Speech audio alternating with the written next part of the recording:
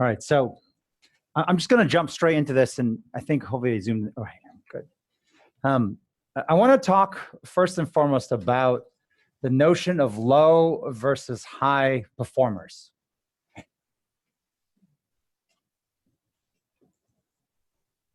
should be obvious, but I just want to state the fact of when we think of professional sports, versus intramural or amateur sports, you're all here because you play professional sports. When I say professional sports, whether you're in the business of driving revenue and profits, you're focused on mission, on protecting and creating freedom and safety for individuals, whether you are in the business of helping through social services or educating children, it is not an amateur sport. Performance matters. And I think this is not just about thank you for attending, thank you for coming, about niceness and just being fair. It goes beyond that, where the outcome and results matter. So I want to jump straight into some interesting data about low versus high performers. Over the years, one of the biggest privileges and benefits that Megan and I have had, and NextJump we've had, is through the efforts of our pro bono giving, the people we have as investors and people we've met, we have just seen the insides of a lot of different organizations and kind of how they operate. And there's an investor of ours that did a very interesting study. He studied approximately 22,000 plus stock analysts. So these are the individuals giving recommendations and research, some of the brightest minds in the world, on what stocks to buy, what stocks to sell. And what they found in this data, and so he studied not only every recommendation they made, they tracked it for over 20 years and watching the performance of every decision and every recommendation they made. And they found there's something that was important to do, which is, you've heard of the 80-20 rule, Pareto's law, right? 20% drives 80% of the value. They had to apply the 80-20 rule twice. So they found that when you apply the 80-20 rule twice, so you have 20%, and then 20% of the 20% is 4%. The top 4% is where they found the most signal. There's a lot of noise usually in everything. They found the greatest signal, but the same great signal showed up in the bottom 4%. So this was kind of fascinating data. So what they found was the top stock analysts, if you're able to figure out who they are, they were generally right 64% of the time. So if you went with their recommendations, you were more likely to make money, beat the S&P, and have a great return. But here's what they found on the flip side. At the bottom 4%, they were generally wrong 76% of the time. They were more consistently wrong than the people that were right. Being right was that difficult. In this case, they made more money doing the opposite of the recommendations by the bottom 4%. And they built a whole hedge fund very successful out of this insight. And they've been tracking this still for 20 plus years. We found that this same paradigm showed up in almost every industry. When you look at the power of individuals, the power of teams, the best decision makers, the best individuals with the greatest judgment were right more than others. And these are the people that build your culture, that build the performance of your organization more than anybody else. These are the individuals who destroy the value of your culture. They destroy the performance of your organization. And to understand what's happening there was kind of a very important thing. So then we spent a lot of time understanding how organizational heads of every industry made mistakes in trying to improve the performance of their organization. So one of the top mistakes that occurs is trying to take what's happening at the top 4%. So if this is the middle, this is the bottom. And a lot of people say, if I can just get the middle and bottom to perform at half the levels of the top, we would have a great company. We'd have a great organization. And anyone who's tried this, right? Anyone who's tried to take and replicate the performance of your top, and with what you think is a realistic goal of just half the performance of the top, you'll know this is a near impossible feat. In fact, you will spend countless hours, efforts thinking this is realistic. Even this group right here, at least half, and you'll see that you'll actually get higher payoff getting them to perform at higher levels than you would in trying to take a shot of getting 50% of what the top people do. This is one of the top common mistakes we've seen. The other mistake we've seen is this. A lot of leaders will go and send, tiger teams and different small groups to go and study what is happening at the top levels. And there are two things that will show up. One is they're running 70 plus programs. So 70 plus programs, and you'll try to go and interview them and say, what happens if I take this out, what's the most important? And the conclusion you'll hear is, you can't succeed without running all of them. In fact, they're so interconnected, intertwined, one leads to another, and you're gonna walk away with kind of a dizzying set of things to do to be able to match their performance. The second biggest mistake is not realizing that they're running most programs at what we call level 10. It's not how they started. It's kind of where they are now. And what few fail to recognize is that the top people got there organically. Organically meaning usually through a lot of mistakes and errors and tacking, they got to where they are. And if you can find a way to turn organically into deliberate, what most people who have figured this out will realize is you can take the top people and increase their performance 5 times to 10 times higher. I'm not talking about percentage, but it's amazing where you think the ceiling is the performance of the top. You can actually increase the ceiling by 5 to 10x, which changes the whole game. But at the same time, if you don't figure out how to better the bottom, you'll never get the full optimal value of your organization. The other thing you'll learn is that human beings, unlike machines, tend to oscillate between having on seasons and off seasons. And everyone's always watching how the worst performers are treated, because that's an indication of what's there for you if you start to have a bad day, an off season. And the companies and the organizations of the highest performance, they do as good a job in increasing the performance here as they do up here. So there's a couple things that are important to understand of how to do this. First is the 70 plus programs. There's a lesson we took from researchers working with Harvard, which happens in biology. So if you look in biology, when you change anything for a machine versus a human being, obviously it's very different. A machine, you can just literally just change the widgets and the performance changes instantaneously. Human beings don't work that way. In fact, anything organic, they found that you have to preserve 98% of the original DNA when you make changes, and you can only change 2% at a time. Now, there are, without question, exceptions of some performers who can accelerate faster, but any living organism they found in general, if you change more than 2% at a time, it's likely going to get rejected.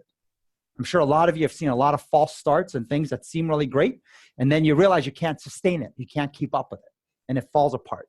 2% of the time, to do the math, equates to approximately 1 hour per week. So it's still more than you think. So when you go back, right, a lot of times people will come to our Leadership Academy. You might see a TED Talk, go to a conference, and you come back. They say in the research, it's like a wet dog, right? You come back with so many ideas, and everyone's like kind of staying away from you. God forbid the wet dog shakes and, messes up everything. You'll have a lot of ideas, a lot of enthusiasm, but figuring out what that 2% is. The impact of change in your team, your organization, that's no more than 1 hour a week. And the key is to figure out how to get to that. Now, so what we have spent time working and understanding is not the 70 programs, but what are the top 2 that matter? And then when we dive into the levels, it's understanding the basics of what level 1 and level 2 is. What is level 1? What is level 2? There was a great study years ago in basketball, in the NBA, and how NBA players oftentimes, simply through pure athleticism, are able to rise to the ranks and, succeed at the highest of levels. But then they get stuck in their careers. and they can't seem to get past a certain rut. So there's an NBA coach who created this boot camp. He called it Brilliant in the Basics. And he taught professional basketball players in the NBA how to work on their dribbling, footwork, the basics of the game. And they realized a lot of individuals oftentimes get to high levels of performance by certain attributes. Maybe they're athletic, maybe they can shoot really well, but they miss the foundational training of basics. And so level 1 and level 2, we call it BIBS, Brilliant in the Basics. And what we found as a common thread in almost every organization we spent time with is level 1 always came down to reps. Reps is another way to talk about quantity. If you want to start working out, start to work out. Doesn't matter what it is. Don't focus on quality. Start to do the reps. And then once you get someone doing the reps is when you start to focus on training. And that sequence matters. A lot of times people say, well, I don't want to start working out until you tell me how do workouts really work? Can you tell me what it's doing to my body? And I want to ask 1,000 questions and I want to know all this versus get them in the arena, get them habitualized to the reps. Then you want to start training them. And when you flip that order, you'll see that you'll waste a lot of time, resources, and it just won't work as well. So that's one of the things we found. At the top 2 level, what we found was this. The most common thread and pattern, no matter the organization, of the top 2 programs. The first was all tied to information flow. So I'm talking about any organization that's dealing with people, which I think most of our organizations all are. Information flow is critical.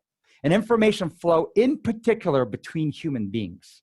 There's a notion of AI and computers and big data and analytics, but there is no computer still to date that is more powerful than a human being. In fact, every human being is a sensor. And if you can get the collective sensor in near real time, it is crazy the information you will figure out and how to navigate. If you remember that show, Who Wants to Be a Millionaire? The number 1 wild card, there's 3 wild cards. There was 50-50, poll the audience, and phone a friend. There's one wild card that was consistently the most effective. Almost always going to lead you to the right decision. Poll the audience. When you poll the audience, it was never 100%, but you saw the majority, oftentimes a super majority, guided them to the right answer with a high degree of consistency. And the second one was decision making. There's a guy who spent time with, his name is Roger Martin. I don't know if you can see this. Yeah. Roger Martin, where he did a 10-year study with A.G. Lafley, who's the former CEO of Procter & Gamble, studying big companies and what they worry about, big organizations. And they found that big CEOs or big organization leaders worried about other big organizations. U.S. Navy worries about Russia and China, and it's still true. But what they found in the course of the 10-year study is the data started to change. Instead of worrying just about big company CEOs and other big organizations, they started to worry about 2 kids in a garage and the power they had with creativity and innovation, able to outwit and destroy companies the size of Chase through simply technology and leveraging the creativity and the minds of 2 people. The thing they also found was, there's 2 other things they found. One was strategic planning. Right? When they first started the 5-year plan, the 10-year plan, everyone loved strategic planning, the strategic planning process. What they found was that it changed, the data changed, where by the time the plan was printed, it was already outdated because their underlying assumptions were changing that fast. Things are moving that quickly. The other thing they found was that when they initially started the study, every organization either produced a product or service. And that was the main thing they found. What changed was that every organization now produces decision makers. 261 Fifth Avenue, this building here, is a decision-making factory. Whether it's the Navy, the Air Force, or the Department of Education, you are a decision-making factory producing decision makers to get better and better. And although AI can still make certain decisions, you'll find that when it comes to uncertainty, complexity, uncharted areas, the only machine that is capable of making decisions are human beings. And what you'll find often is not only the connection between these 2, but the power of the collective. the collective, the community. There's a lot of adages that are kind of wrong today. You know, one of the old adages is don't bring me a problem, right, without a solution. Heard that before? But what happens when in today's environment and the fast pace it moves, no one person can see the entire problem. It's like pieces of a puzzle. We might hold a piece of the puzzle, and if I put it on the table and someone else put it on the table, we might get a view that gives us enough information to say, that's what's happening, this is the decision we need to make. What happens if the person who sees the problem is not the same person who has the solution? What happens if the solution also comes like pieces of a puzzle? And that need to get people to put information on the table and then to maneuver in what their decision intentions are to then figure out how to operate. And what happens when one decision isn't enough? You're going to have to get many decisions in sequence correct before it works. Imagine a heart or brain surgeon or even a heart transplant doctor taking a heart and just dropping it in the body. One decision, boom, done. It's not the case. You have to constantly make adjustments. And a lot of leaders and organizations will talk about the second, third, fourth order consequences of every decision that you're unable to see until you launch it, until you execute. You start to see what you didn't know. And so there's a lot of people who will say, well, I have a strong backbone, so once I've decided, I just stick to it. And that is very obtuse, because there's a guy I met who's one of the top people in financial research who said, when I get new information, I change my opinion. I change my mind. What do you do? When you get new information, what do you do? And new information usually enters the equation. They say that close to 8 seconds after you make the decision is when you start to see new information enter the equation of all the things you missed. As soon as you fire off your email, you remember all the things you wish you had edited in that email. 8 seconds is what they usually found. So let me take you, I'm going to come back to the information flow and decision making, but I'm going to first take you through, there you go, some of the places that we've learned some of this from. Not only being practitioners ourselves and then sharing and teaching it. What's fascinating was, it's been, I guess, over 12 years now, we've been pro bono, just sharing all the knowledge of everything we learned about developing human beings and building high performance teams and understanding how to efficiently, train and turn around low performing individuals and teams. And in the process of doing something pro bono, it's fascinating. You don't have to try to build more hours, or you're not worried about getting paid. You can really just cut through all the BS. And Megan and I have sat in some of the most powerful leadership meetings and had no tolerance for anything except, if I'm not adding value, I'm out of here. Because we have such a long line of people that have been asking for help that we didn't want to, chit chat and go through all the, what is the challenge? And if you can't be authentic about it, I don't want to talk. And that type of bluntness has led us to see a lot. So I want to share what we learned, the top 2 programs, and then give you a flavor of some of the cool things that came out of it. So I don't know if a lot of you know about this. It's called 3 Mile Island. Our team spent time with a guy named Barry Gentz. 3 Mile Island, by the way, is the only nuclear meltdown in the US ever. So in 1979, 40 years ago, I think it was like Pittsburgh, there was a meltdown of a nuclear, power plant. And a guy from Harvard by the name of Barry Gentz was called in to go and investigate and figure out what went wrong.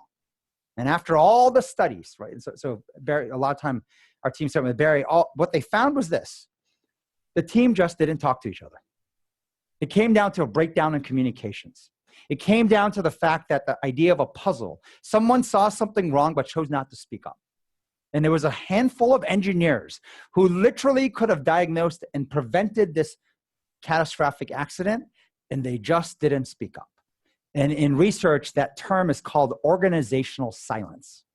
Most of us in most organizations, right?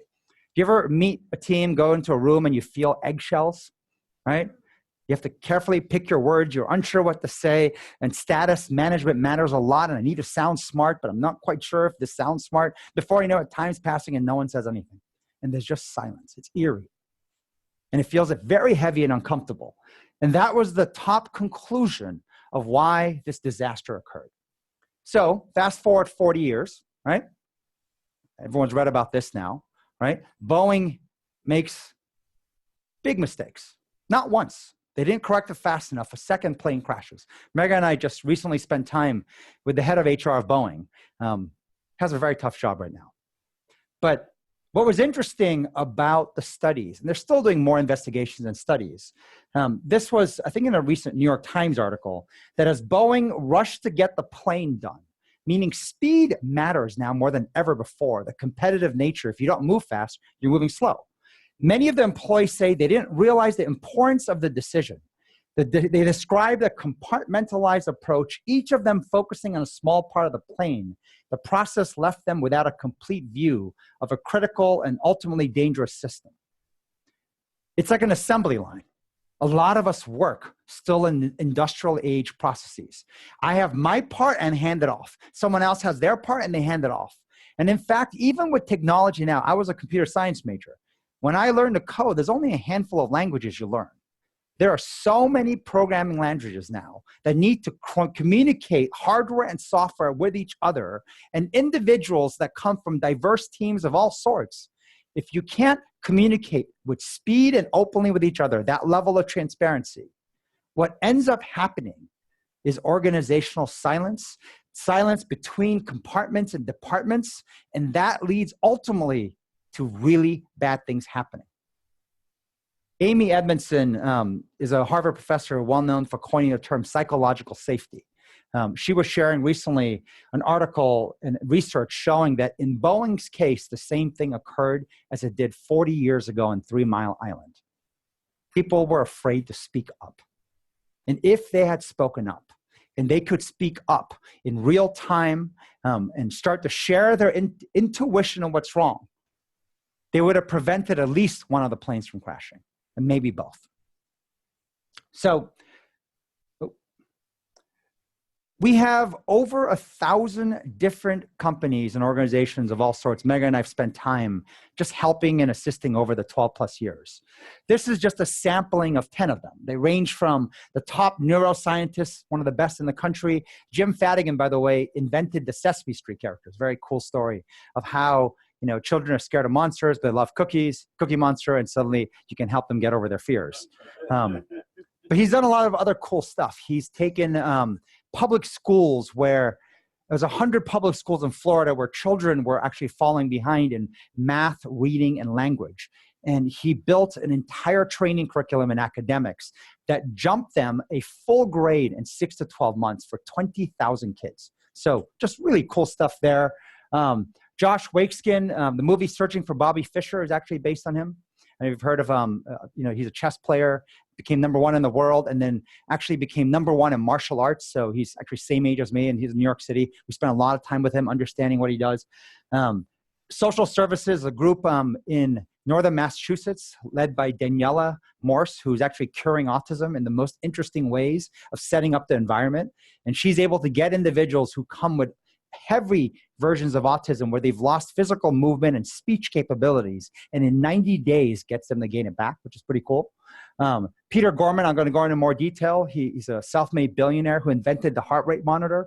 So the technology behind it, he gets a royalty check, I think, of 10% of everything Polartec sells globally for 20 years.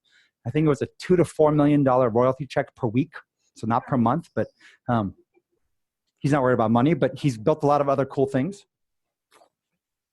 Private equity firm NEA is one of the best in the country, but they figured out something very interesting, which was when it came down to Monday meetings when they decide what companies to invest in or not. The order of speaking up when something is 50-50 matters, meaning like they would get the junior people to speak up first before hitting the senior people. Once the senior person spoke up, you didn't get any diversity of opinion. You kind of got everyone repeating what the senior person said. Which is a flip side that we learned, by the way, working with aviation units when they do debriefs after flight training, that the senior person had to talk about what they messed up and screwed up first. And then it opens up the doors. So there's sequence and orders of these that really matter. Some charter schools that we've learned some cool stuff. When it came to education, the most cutting edge work we found was occurring in charter schools and early learning. neurotic parents, with the level of research they have available in these supercomputers called internet phones, are able to come in and challenge the school heads on how to educate their child better. Where, by the way, as you get out of early learning, parents get less actively involved. It's almost like, I'd hate to be a doctor these days. So if someone is in this room or back in the video, apologize, but like, it's tough. Patients come in, have you heard of this drug? Have you heard of this procedure? Why are you doing that? I mean, they're acting like doctors. I read on the WebMD, I read on this, and the same thing occurs for teachers, especially in early learning, but that stress and pressure actually has gotten them to innovate in crazier levels. So cool things learned there. I'll talk about a story with the CIA. We've done a lot of work, especially when John Brennan was head of it. We spent a lot of time with him, helping the CIA build programs and training their people better. Preschool education, it's kind of a traumatic experience visiting the Marines in Parris Island and what they do, but there's also some really cool things. We spent 3 days going through the entire Parris Island transformation of an individual process, and that was fascinating. Lessons learned. We say terrorize, meaning not to cut you off, but the yellow footprint thing they do for the enlisted, they put us through it and didn't tell us they were doing it. And Charlie thought it was kind of like a joke. They weren't really doing it. No, they were really doing it. Like, I was afraid they were going to tell me to drop down and give me 50 wearing a dress, and it was crazy, but it was an amazing experience. We learned a ton. But so we've done a lot of work with every service of the military, and just a lot learned in the process. Fortune 500 companies, we spent a lot of time in particular with many of them, but Zappos is one that's very interesting in terms of what they built, especially on collisions and the power of kind of creating space set up into the environment that would allow for information flow. So I'm going to share with you maybe 3 stories that will maybe give you an indication of just kind of, if you could get into our shoes and live our lives the last 12 years, this is the stuff that we spend a lot of time understanding and learning. So this is the power of real-time feedback. So Peter Gorman's the guy over here in the picture. And he's done a lot of cool stuff, but the latest thing he built is a company that developed a machine called the OptoGate. It's this blue strip on this treadmill here. It's taking 2 technologies. One is the lens of the Hubble telescope, which can look 1 billion light years away, combined with lasers from ski racing. And rather than look into space, it's pointed at the human body to watch, literally as you walk, your gait and balance and imbalance of the way you walk. So it sounds kind of simple, and went big time into sports. It went into the medical field, but not really in the industry or business field or military. But what was interesting when we spent time with him was, I'll give you an example. It's fascinating. Our balance, when we're little babies, you don't have balance. You crawl on your knees, you gain balance. And then when you get really old, you lose balance. Usually the first fall, the first loss of balance is usually the beginning of the end, right? Now, those are all fixable and they're trainable. So that's kind of the cool part we learned. But I'll give you an example of what he did. The US Olympic team used to go to their destination site 3 days before the actual event. So if it's in Beijing, they would fly 3 days where they have to compete. So as an experiment, they OptoGated every athlete as they went on the plane. And then when they got off, they OptoGated them again. And they found that it took 5 days before they got their regular balance back. Now, to the naked eye, you can't see the difference. But this machine, because it's, billion light years away, Hubble telescope lens, it can tell you that it took 5 days. That meant someone's training for 4 years for a moment where a fraction of a second is the difference in medaling or between getting gold or not. And they were doing a disservice by traveling a few days too late. As a result, every US Olympic athlete now travels 1 week in advance because of this insight. So other cool stuff, but one of the cooler stories with Peter Gorman, we call him Doc, was this. He found 2 different individuals, met them through totally different random strangers, who both were paralyzed neck down. 6 years of rehab, and we're told you will never walk again. And Peter Gorman is very much like me in the sense of we don't like the word impossible. If someone says impossible, we probably start drooling a little thinking, I'll show you what's possible. And he goes and says, come to my office, which is in Mahopac, New York. And in 90 days, this is, remember, 6 years of rehab and the best in the country. He gets both people walking again. And one of them is now running a marathon, right? So they call him the miracle of Mahopac and whatnot. And so as we spent time with him, a lot of time, like, I don't believe in that. So I said, Doc, how'd you do it? Right? What's the trick? What's the secret? How'd you get these people to walk? And he said the simplest thing that was very profound. He said, Charlie, people are wired to do the right thing. We're even wired to self-correct, but we often don't know what right is, which is why we keep doing the wrong thing. If you hurt your right foot, you know what we tend to do is go like this and keep putting pressure on the left. But the very thing to heal it properly is to fight through the pain and put pressure on the right foot, and is the proper way to heal. Oftentimes, it's so counterintuitive that the right thing to do takes you through a gateway of pain before you heal properly. And the fact that we are wired to do what's right, we're wired to self-correct, but we don't know. And so he created what he called a second screen. The second screen, this red box here, is the ability for the individual to see in real time what was the right way and the wrong way to walk. Now, you take two people who are paralyzed neck down, they clearly can't walk. So they put the treadmill on the lowest setting, and they had two grown men move their feet to show them how it should be, and did this every day for 90 days, and by day 90, they started to walk. It's amazing if we know what is right, what is the right thing to do. The second screen is what he called it. We actually correct. And this is the power of real-time feedback. A lot of times we get feedback that is time late. It's too late. Performance evaluation is one of the greatest examples, right? Your annual performance eval, that they sit down and they explain to you why you were not promoted, why you will not get paid more. And all you want to say is, why couldn't you have told me sooner? I could have done something about it. And so the power of this, and this is something that started to come in, feedback is talked about quite a bit, which is why you're here, I think, in this Feedback 101. It tends to be the foundation of getting information that will help you correct. So cool story on this. Hopefully you'll remember at least Peter Gorman, if anything. Second story is Josh Waitzkin. So we'll give you a copy of this book. It's The Art of Learning. It's kind of cool when you meet someone who masters #1 in the world it's a mental game of chess, right? It's less physical, I think, although it's kind of, you have to play for a long time. Who then decides, I want to be #1 in a totally different field. And he picks martial arts. It's Tai Chi, which is the national sport of Taiwan. And he decides literally, this is like a geeky chess kid, right, from New York City. He decides to go and be #1, and that's his goal, in Tai Chi. There's a tournament in Taiwan every 2 years, and someone had held the #1 title for 9 years straight.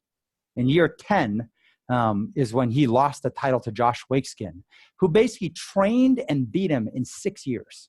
From literally 0 to world's best in 6 years. And then wrote a book about all the lessons he learned. So spend time with him, right? And my typical question, Josh, how'd you do this? What's the trick? How'd you beat your chess opponents? How'd you beat the #1 in Tai Chi in the world? And he said, it's actually more straightforward than you think. And so he said, chess, Tai Chi, most sports out there is a game of patience, but we all tend to lack patience. And he said that what's interesting about human beings is when we're at the table, it's like a game of poker. When we're at the table, we're all bluffing. But away from the table, the truth of who you are shows up. And so the way he beat his opponents, he had a little black book, and he would literally follow his opponents around the arena. So when they're standing in the buffet line, he has a little black book that would say, Christopher, right? How patient or impatient is he in the buffet line? Tapping his foot, fidgeting and whatnot, and you give him a patience score. He'd watch them at the elevator, how many times they pressed the elevator button, and how impatient they were to get in the elevator and out of the elevator would give him a patience score. He used techniques like this to figure out how to beat every opponent. And what's fascinating was this. When we learned this, we're like, wait a sec. You mean you can do a performance evaluation on every human being, on everything they touch in life? Because the truth of who they are tends to show up when they stop bluffing, which is usually when they move out of the conference room or the boardroom. And so as you start to watch different elements, you start to realize, the notion of character as a muscle, and elements of confidence and humility and patience and courage show up everywhere, which also means you can not only get the information of what is kind of the idea of self-awareness, but the decision-making is like action. You can help improve someone through tiny little rituals and actions. And we've trained executives out of Fortune 500 companies to become more patient, where when they walk to meetings, rather than walk in the front, walk in the back. In just the elevator, if you are one that's highly impatient, you're going to wait for someone to press the elevator button, go in last, and come out last.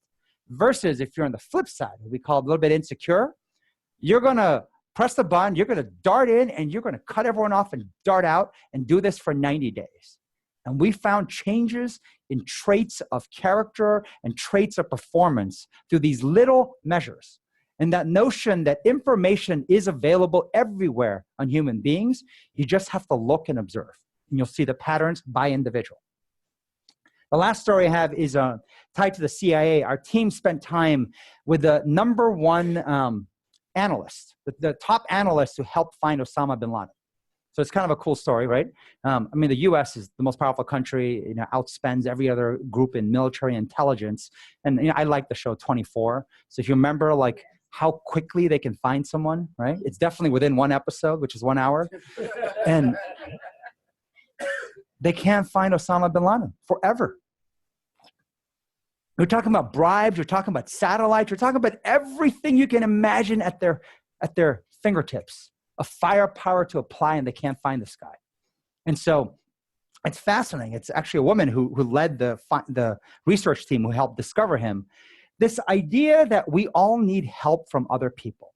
Some people call that coaching. The idea that we have biases, we have blind spots. And it's amazing that we have inherent assumptions that we tend to make. Mental models, we sort of believe firmly this is correct. And you don't realize that that might be the very blind spot, the bias that's preventing you from finding the innovative, creative solution. The team at the CIA went through and said, this is not possible. How can you not find this guy? In history, was there another moment where something like this happened? And they came to the conclusion of the Titanic. The entire world was looking for this giant ship that sank, and they couldn't find the Titanic forever. And they sought out the original team that discovered the Titanic. And in talking to them, that one conversation is what gave them the insight that led them to pretty much catch Osama bin Laden within like moments later. And the insight they found was this. There was an underlying assumption that was made when everyone, you saw the movie, right? It broke in two halves. Two giant pieces is what they were looking for. And once they said, maybe that assumption isn't true, what happened if it broke into 1,000 little pieces? As soon as that assumption was challenged, they found the ship almost instantly. So just the notion of needing help, someone who thinks differently, who can challenge your foundational biases and blind spots, is why we all tend to need coaching. As we summarize some of the signals we found in low versus top performing teams, these are the 10 most common things we found in reverse order. So it's like a Letterman, like top 10, right? Lowest performing teams had a ton of entitlement. Most individuals were always talking about self or my direct team first. What's in it for me? What's in it for my team? Versus those in high performing teams had a lot more gratitude, and the focus tended to be enterprise first. What's best for my community, which might be the Navy, which might be the Air Force? What's best for the enterprise that I'm part of? And that lens of figuring out which one comes first made a profound difference in what they do. The right thing versus the wrong thing. The victim mindset tended to be that everything is impossible, why bother? Tend to give up on these things pretty quick. Versus the responsible person, not only focused on doing the right thing, they talked about, despite the constraints that are available, right? Despite all the challenges, what are some of the options and choices that I have to be able to figure out how to navigate this? Death by 1,000 cuts, little things go wrong all the time. Right? Versus GSD, get shit done. Teams will swarm like a hive to fix problems. In fact, they are disappearing as fast as you see them, and you don't even know who fixed it, but you know someone in your community did. No gas. People don't give a shit. Not my job, and they do the minimum required versus there's a lot of gas, high effort, and lots of care. In anything you see, when you see someone do it with gas versus no gas, there's a stark difference. And you can't quite tell what happened, but you can feel the difference. Mental and or physical weakness. I say and or because a lot of times we found that low-performing organizations had one, but not the other.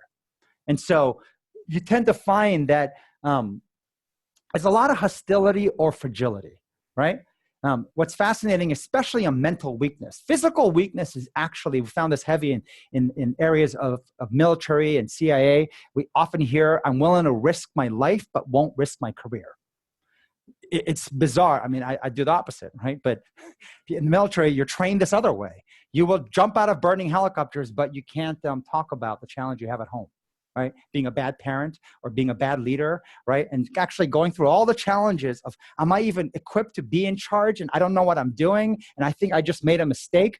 And what you'll find is organizations and communities and teams that have strong mental toughness are able to have the bad things exposed. When you go, by the way, every organization has bad things. If the bad things are not exposed and they're hidden, it's a biggest litmus test for mental weakness. It's not an absence of the bad things. It's hidden or exposed that gives you a better sense of, are they able to, expose it? You can't work on something you can't see. So when it's hidden, you tend not to work on these things. Versus the flip side is mental and physical toughness, because the two connect. Rarely will you see an individual or team that has one and not the other.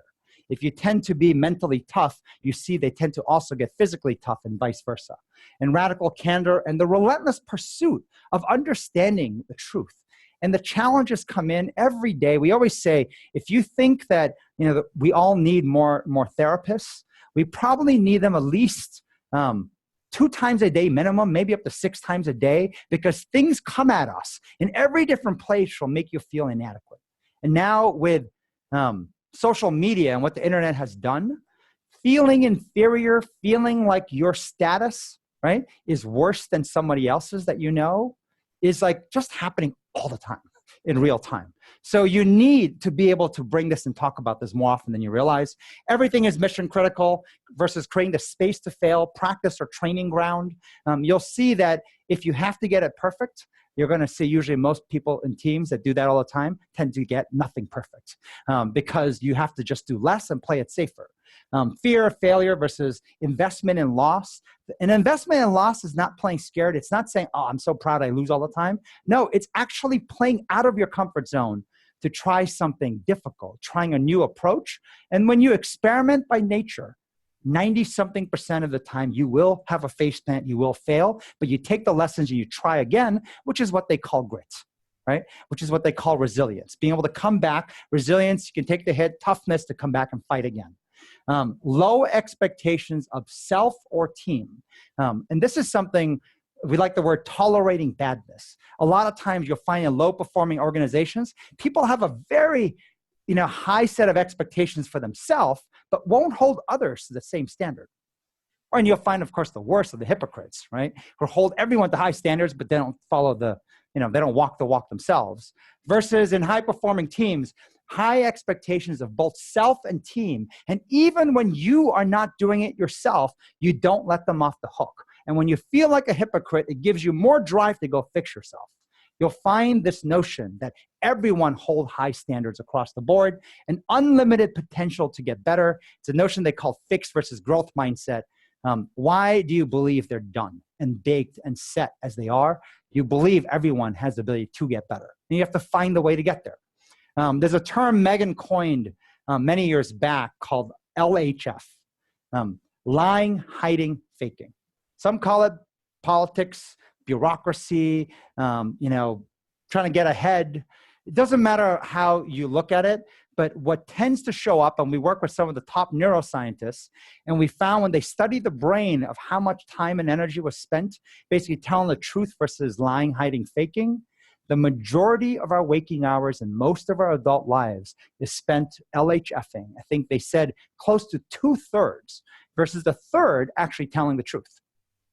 So it takes twice as much energy to lie. So what you realize is, and takes twice as much energy, twice as much effort. So as a result of it, I know we're all stretched for time, have no time. Well, the biggest inefficiency in all our lives, in every organization, is that a disproportionate, in fact, the majority of our time is spent doing this, trying to manage how I look. How many meetings have you gone to where you have no idea what they're talking about, but you nod your head? You got to throw in that one buzzword to make sure you contributed and they know you're smart, right? And you walk away, does everyone understand? Yep, crystal clear. And you go back and you're like, what the hell was that about? I don't know what they're talking about. And then someone says, hey, since you were so clear, can you follow up and do this? And you're like, oh my God, it just cripples you. That's what the Harvard book, the Everyone Culture, they call it the second job. They call it the second job because everybody's walking around doing 2 jobs. And if you could just reduce the amount of time you're doing that second job of, we call it LHF. And the biggest one was this, rules versus setup. Rules is fascinating because rules was the most effective way to organize and get people to do what you want in the industrial age. So, in fact, when you look back in the history of education, you found that the number one thing that schools actually trained people to do was uniformity and compliance.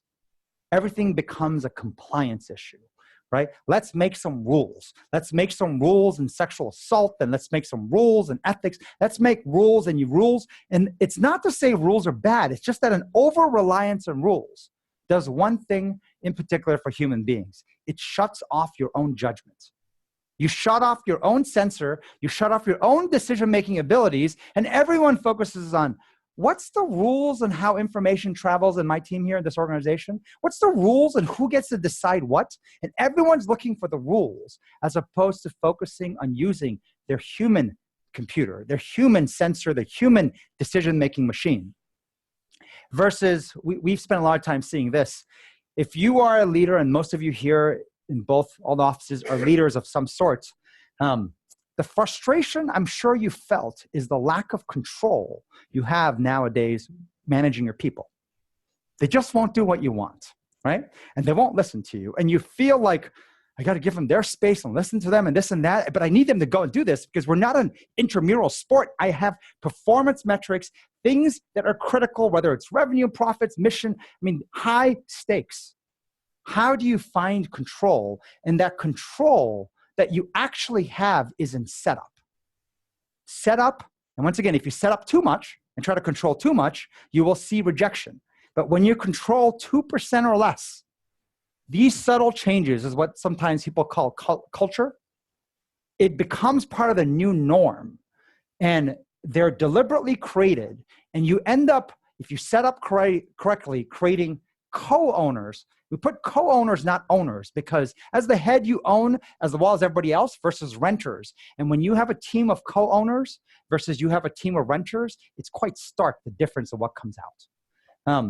And that leads to building an environment of low trust up and down, and low expectations to self and everybody else versus high trust up and down and high expectations. So last slide here, really quick, this is interesting because the way a human being works, we're actually wired very similar to a machine. And I think we tend to believe, right? This yellow pie here, which is 5%, we tend to believe this is stronger than it is. It is one of the weakest muscles we have. It's called willpower. How many times have you read a book, seen a talk onto a conference, and you utter the words, that was life-changing? Megan always says it's week-changing at best. Maybe 3 weeks.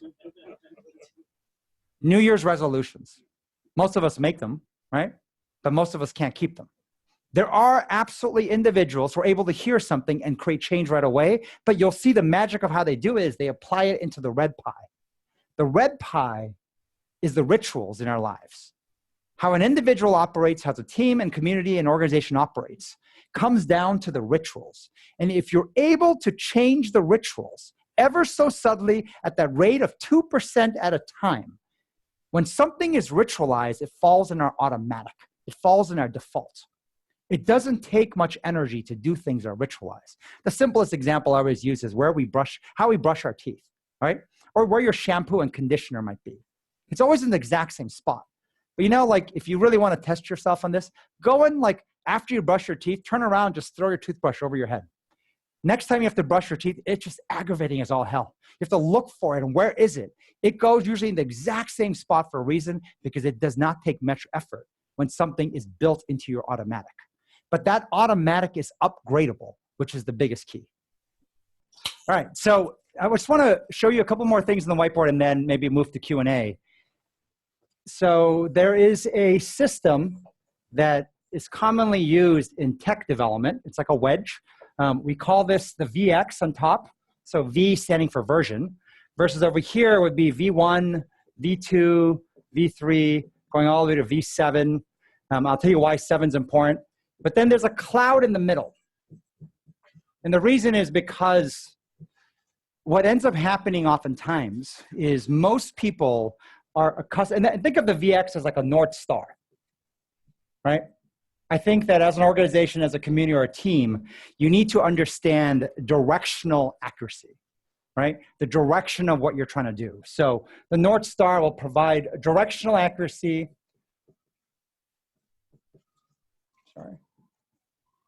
But not precision.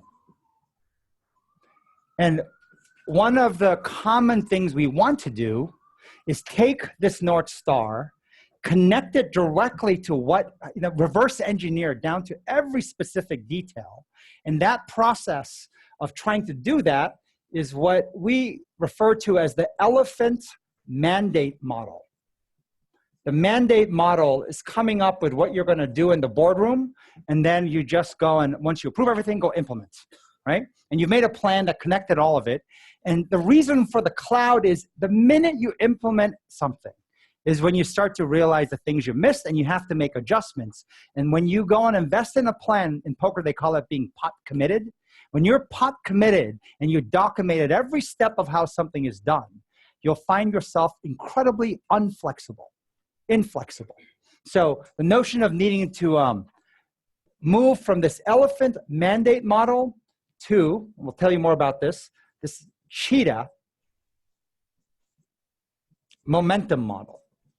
Momentum matters a lot. So we'll kind of talk about this a little bit. And the notion that from VX down to what's happening here, you're going to be bouncing back and forth. What you'll find oftentimes is your VX won't iterate that much. Maybe one or two words, but very little. But you will find tremendous iterations here. The most common mistake people make, they say, is you're so busy trying to, when you want to implement, when you want to execute, they say you're aim, versus the better thing to do is fire, then aim, fire, then aim. In, I think, rifle shooting, they call them tracer bullets. The minute you shoot, you can have a better sense of how to adjust your aiming. And so the need to launch quickly and iterate like hell is kind of the model that you want to be able to get to.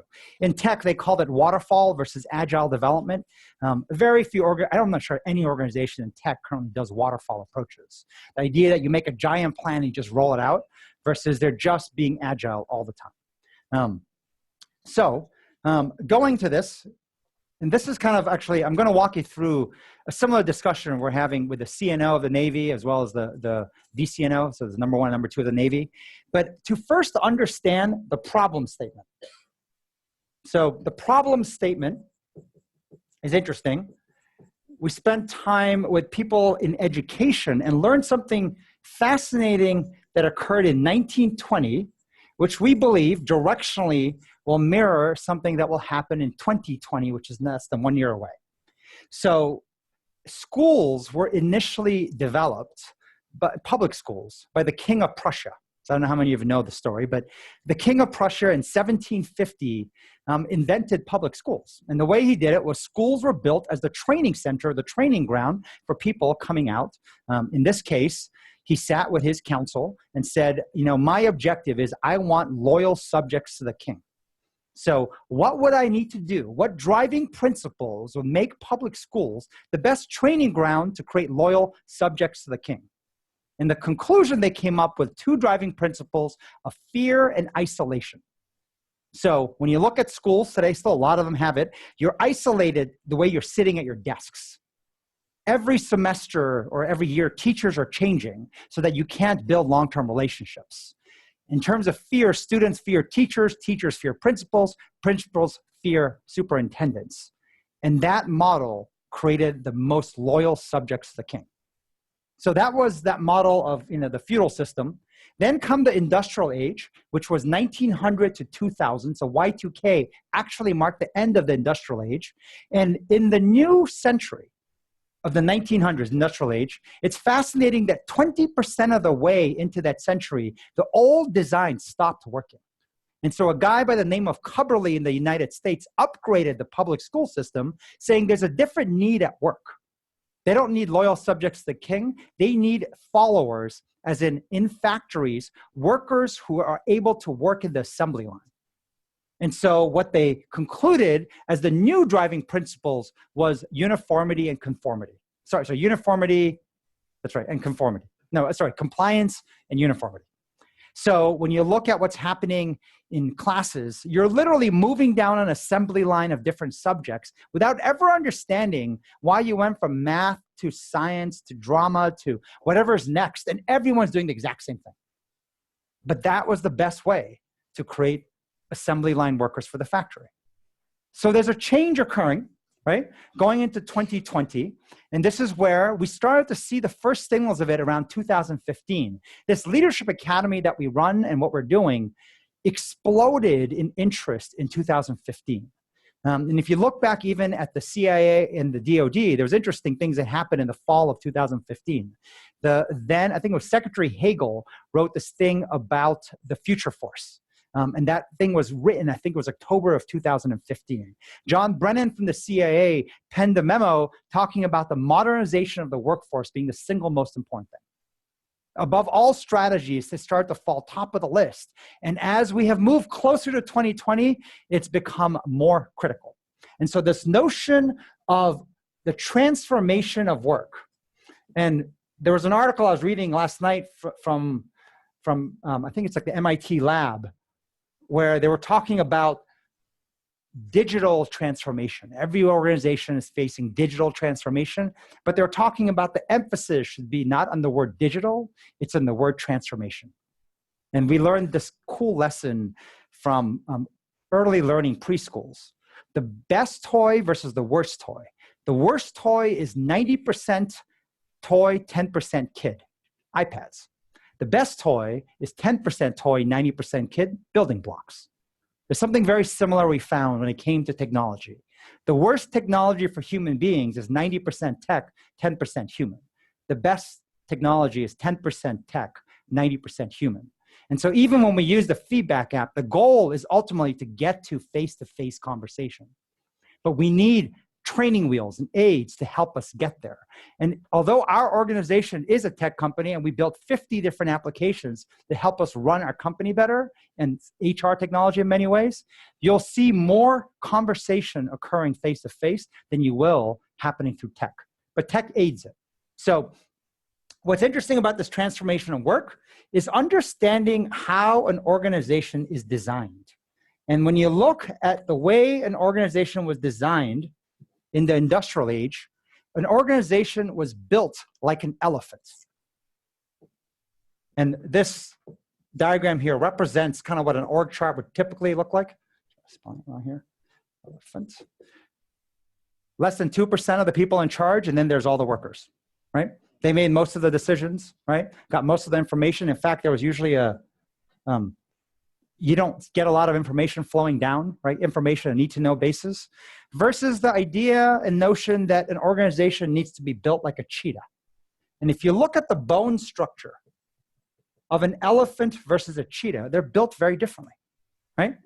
An elephant is built to move slow and steady. And it's not to say that slow and steady isn't important, but that is just the way that it is built. Versus a cheetah is built to move with agility and with speed. So being flexible, being able to change rapidly, but also move with speed. And so the shift of what has occurred is this transformation of how an organization is set up.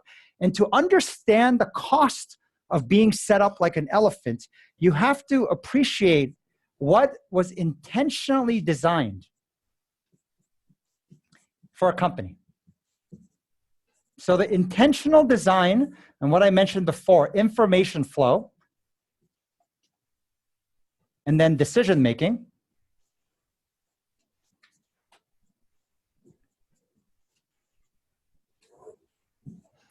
is this. Organizations were intentionally designed to have people to not speak up.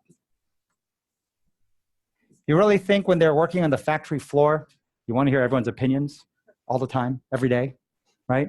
Who's got an idea of how to do things better? Raise your hand. Come talk to me. The reality is, although leaders talk about that, they don't really want to hear a lot, right? They don't mind a few suggestions, but generally speaking, I need you to do the work. The thinking is left up here, the doing the work is left down here, and so organizations are designed to have people not speak up, but also to not make decisions. And this was the intentional design because this was the most effective way to run a team, an organization, when things changed slower. You could write a strategic plan, a 10-year plan, and map it down to a plan year by year, maybe even quarter by quarter, and implement it to plan for 10 years. I doubt you'll find any company who does that anymore. And so what has changed, and what's fascinating is this: there is no sensor greater than the human sensor. This is the part where we have data, we have big data, we have analytics of all sorts. And in fact, the best insight I heard about data is this: data is something looking backwards. Something happened and then there's data. So if the past looks exactly like the future, data-driven decision-making will work brilliantly for you. But if the future is uncertain and it's not going to be like the past, data-driven decision-making can be lethal. Now, it's not to say data absolutely should inform your decision-making, but be careful of just letting the data decide. Human sensors and human decision-making, human decision makers.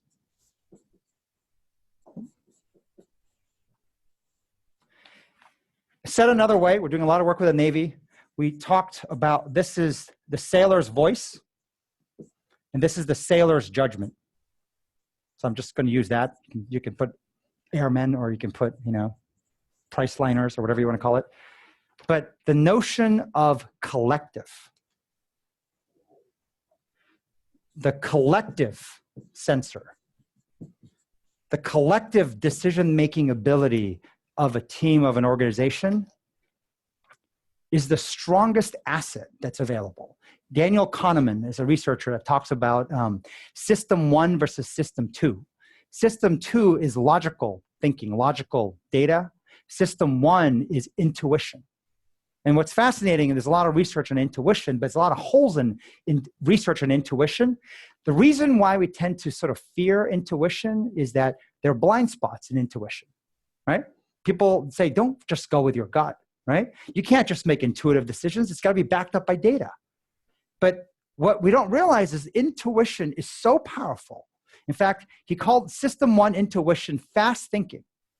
System 2, logical data, logical information, is slow thinking. We have computers and AI which do a far better job in system 2, slow thinking. But when it comes to intuition, it's the collective intuition that prevents the blind spots and the biases from making the wrong call. That Who Wants to Be a Millionaire? Who Wants to Be a Millionaire? Poll the audience. The power of collective intuition. If you can train people not to regurgitate what they read, but put their original point of view on the table, the collective view is incredibly powerful. And the speed that you're able to catch errors, but also succeed, is very high. And so what we found spending time with organizations, if you can still see this on the board, was this. We call this defense versus offense. And every one of us, no matter the organization, need to play both. And when you don't do something right in defense, it leads to accidents, right? So if you play defense well, you can prevent accidents from happening. Accidents can range from planes crashing, ships crashing, but all the way to people misconduct, sexual assault, suicide. I mean, very bad things happen when accidents occur in organizations. And then offense is all around innovation. Innovation is oftentimes taking less and still succeeding.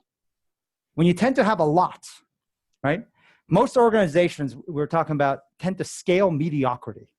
You take something that worked okay and just do a lot more of it by putting more money and resources behind it. But instead, finding something that really works. In tech language, we call it shockingly cool. Do you do something, you can say, wow, that's shockingly cool. I want to do now that 1,000 more times. That is worth scaling. oftentimes most things you're scaling aren't worth scaling. Because if you want to be a high-performing organization, you don't want a lot of mediocrity scaled 1,000 times. So the interesting pattern we found across multiple industries was this. First, there's a magical number, 7+. They found this, I think it was Malcolm Gladwell. He talked about this in his book Originals, but other groups found this. Most accidents occur because of 7 consecutive human errors in a row. When planes crash, it's 7 consecutive errors in a row is what they found. Football games, we all hate the fumble. Oh my God, we lost the game because of the fumble. It's not true. It's the 6 errors that follow the fumble that made us lose the game, which is why great coaches have timeouts and try to reset the team. If you're able to prevent the 7 errors occurring in a row, you will stop the accident. But the flip side is also true. To innovate, it takes 7 right calls in a row. That is how innovation occurs. Think of innovation as a touchdown. Just because you get a touchdown doesn't mean the game's over. But you can have a great play, but if you don't score a touchdown or a field goal, you don't score, it's like having done nothing. You need 7 in a row, and the hardest part for people to grasp is this is the V1 going all the way to V7. The level of effort it takes as you move higher up is greater just to get the tiniest return. The very first thing you do, you might get a 50% return. Then you get a 30%, and these are like awesome because you just tried a little bit, and wow, it really worked. As you get up to the top, you're getting a 1% return for same or greater effort. But it doesn't count till you get to that touchdown, the 7 things. The main difference we found in these two was this, though. Accidents tended to occur in approximately 90 days. We spent a lot of time with Olympic athletes, professional sports, and they found that 97 or 98% of sports injuries are preventable because you can see the signals of them losing physical balance 90 days prior to the concussion or the accident. If you go look at anything bad that ever happened, and you start to really peel through all the data and talk to people who saw early signals, you'll see that the signals showed up 90 days back, and it was an accumulation and oftentimes of indecision that leads to the accident occurring. So I see this as kind of exciting in some ways, because that means if you're scared to try something because you might fail, recognize as long as you prevent 6 other errors from occurring on top of it over 90 days, you'll be fine. The flip side, though, is interesting. Playing offense. You have to get 7 or more right decisions in 3 to 10 days. The time frame for innovation to occur is much tighter. So you'll see in high-performing teams, the speed that they operate to be able to piece together the right calls in sequence, to be able to get 7 or more right calls occurs in a very short window. And high-performing teams do not play to prevent accidents. They play to win, to score, and defense, of course, absolutely matters, right? No great team can only play offense. They need to play defense. But if you only play defense, the best you'll do is score 0. You need to be able to put the ball through the hoop. You need to be able to score. So moving on the flip side real quick, one of the things that really helped was this. The most important thing here is momentum. A lot of people talk about the idea of a North Star, write a great mission statement, you get the why correct, you get all these things, and you will motivate people and you will inspire them to bring their all, what we call full engagement. Getting full engagement from an individual is very difficult. Even from yourself is difficult, right? Bring your full engagement to some activity and do it consistently is a very difficult thing. But momentum will motivate 10 to 20 times more than anything else. You might see a great talk or read a study that talks about why you should work out and why you should, like have a thinner waist and it's healthy for you, right? You're inspired, but you tend to fall apart. The willpower kind of gives in pretty quick. But it's amazing when you start to feel momentum. The first thing you usually find when you do a diet is they say the pants test, your pants start to feel looser. And then someone else says, hey, did you lose weight? Oh, do I look thinner? Is that why? Momentum. As you gain momentum, you start to do more. So momentum is more motivating than anything else. You'll find this in any field. Nothing is more powerful than momentum, but this matters because you can lose your direction if you don't have a good VX. So what we found that was most helpful to think about how to build momentum is to understand there's 3 quadrants that kind of matter in building momentum. One is jumpstart. Another one is sustainment. And the last one is measurement. You have to ultimately be able to see how you're doing. And what we found in terms of effort that is most effective, 5% will go into jumpstart. Oftentimes, the best way to start a diet is either to do some kind of crash diet or get the flu. Next thing you know, you jumpstart your diet, but it will not sustain. And the hardest effort tends to go into the sustainment. A lot of times people think 2%, 1 hour a week, it's not enough change. Yet if you try to do that 52 weeks in a row, that's 52 hours of training. Now, someone might say, well, you know what? I'll do 52 hours of training at once. But you'll see the way human beings work. That 52 hours will disappear as much as you put it in. But if you do 52 hours, an hour a week consistently, after 13 weeks, it's yours to keep if you do it right. And so the jumpstart versus the sustainment and then the measurement. So the course of the next 3 days, our team will spend time peeling back and taking you through the 2% bibs on information flow and decision-making, level 1, level 2, with a particular emphasis on information flow tied to feedback and the use of it, which, by the way, is not the be-all, end-all. It's just one component of information flow. And remember, the most important component is the human sensor. So there'll be tools you can use, but it's what you share in your intuition that ends up being powerful. And it's crazy where a lot of us kind of lost our way, thinking, I don't have a point of view. I don't have intuition. So there's a piece of data that will help you kind of challenge that. I think a best typist, or most people that type, can type 60 words per minute, right? This is when you type. They say when you speak, you can speak around 300 words per minute. But the speed that you're thinking is somewhere between 3,000 to 4,000 words per minute. So when someone says, I don't have a point of view, right? My intuition is blank. They're lying. They're lying, hiding, faking. They may have actually trained themselves to believe it's blank. They just found it so unsafe to share that it's safer to say, my mind's a blank. It's not. Our mind's moving so quickly. We're making decisions so fast and judging everything around us at such fast speed. What we say is usually less than 10%, and what we write is even smaller. To train that back out is something that we found. The elephant, 100 years of how organizations are run, they were trained environmentally by design to actually not speak up, not make decisions. Yet as human beings, the greatest asset and strength we have is bringing back our intuition combined with our ability to have a judgment call and then doing it collectively as a team. That's what really makes things click.